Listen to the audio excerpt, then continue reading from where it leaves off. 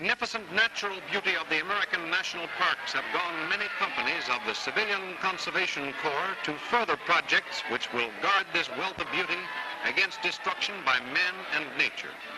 It is not made work. Since it came into existence in 1916, the National Park Service has set up long-range plans for the preservation and enjoyment of the parks. And the coming of the Conservation Corps immediately presented the service with a strong, young force to put these plans into action. Atop the purple high country of North Carolina and Tennessee lies the Great Smoky Mountains National Park. 300,000 acres of southern highlands wilderness, which an act of Congress gave national park status in 1933. National parks are not built. God did that in the beginning. So work in them is directed at the preservation of their splendid features and the making of these features more comfortably accessible without disturbing natural conditions. Great Smoky, containing some of the highest peaks east of the Rockies and nearly 200 varieties of native flora, represents a typical American region which must not be destroyed. Fire, man's best servant and worst master, can sear a timbered area for generations to come. So despite the heavy rains in the southern mountains, every precaution is necessary. Fire towers, location finders, communication lines, and firefighting apparatus. Standard equipment in all national parks will be provided here. Emergency conservation work funds are speeding the task of making the Great Smokies recreationally useful to the public. It is important that the few essential roads do not mar the park. Here's one through famous Newfound Gap, one of the unique spots 5,045 feet above the sea.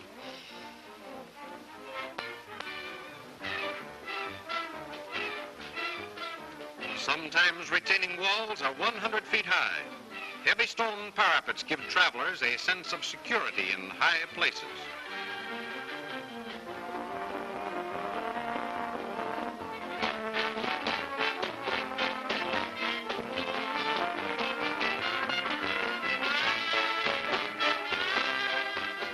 Heavy machinery up in the clouds.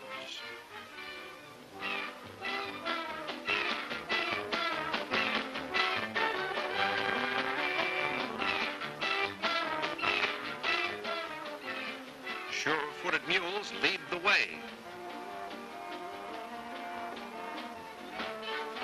Then the motor squadron.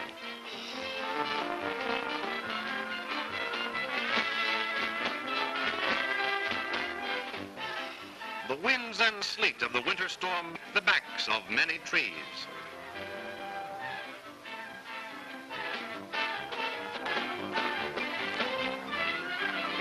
But those which fall are set up again in the form of bridges and guardrails.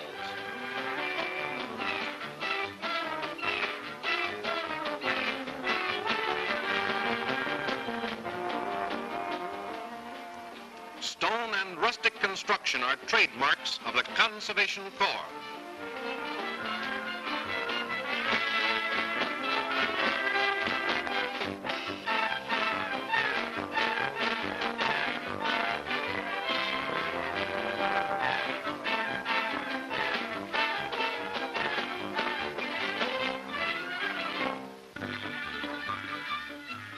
For centuries, fallen trees across racing streams have been the footbridges of these Anglo-Saxon mountain folk.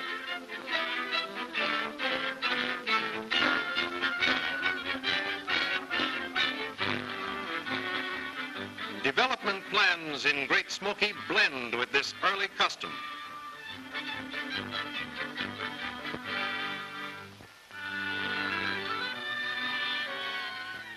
Nature trails are delightful features of nearly all national parks. In their construction, care is taken not to harm the natural surroundings.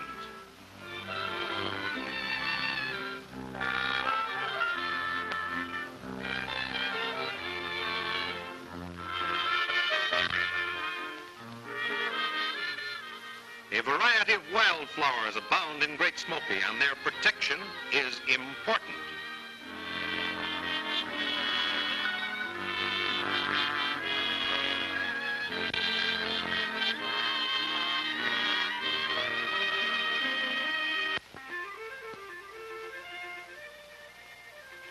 In national parks, hunting is outlawed, but controlled fishing is permitted, and in the streams of the southern mountains, trout are plentiful.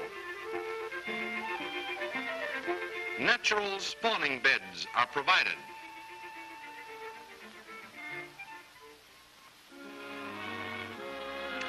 National parks have distinguishing features.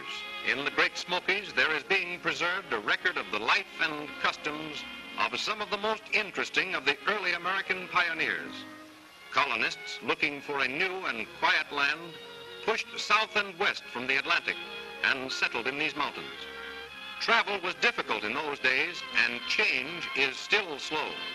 The southern mountain folk retain the pure Anglo-Saxon influence in their songs, legends, and characteristics of speech. In the peaceful valleys and coves, it is not unusual to find cabins and other farm buildings which were erected 200 years ago. The breadth and thickness of the timbers is mute testimony to the labor of some pioneer in erecting them. These timbers were fashioned from forest giants, and only crude hand tools were available. The American educational system in the raw. Initials were carved on these desks by the children of pioneers.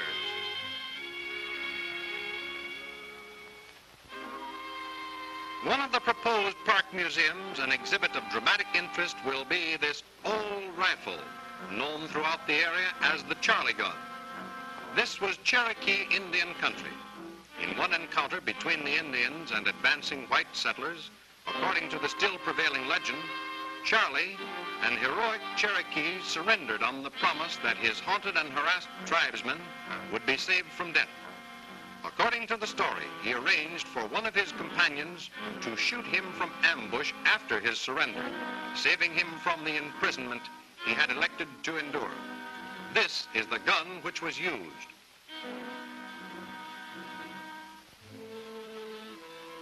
The Act of Congress establishing Great Smoky Mountains National Park prohibited any direct appropriations for development until such time as certain commitments had been fulfilled by the original owners of the land.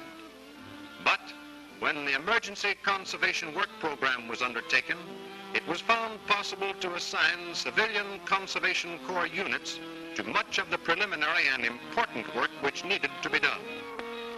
At times, there have been as many as 15 Conservation Corps camps in the park, with a working force of approximately 3,000 men.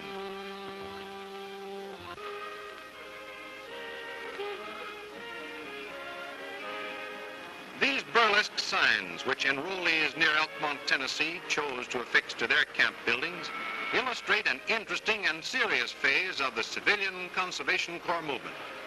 Here are boys who are struggling in the congested areas of the large cities, most of them from New York and New Jersey. They knew their 42nd Street and Fifth Avenue, their Riverside Drive, and their metropolitan hotels. But these national institutions had not added much enjoyment to their lives. They didn't know the great outdoors, where perhaps the greater opportunities for their future may lie. The Corps transported them physically and transformed them mentally. They're happy, healed, and saved for better days.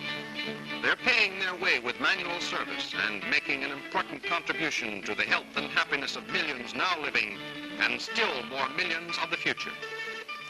In their leisure time, a well-organized educational program, which is a part of the Conservation Corps movement, is using their magnificent surroundings as a university campus with inspirational values which scarcely can be surpassed.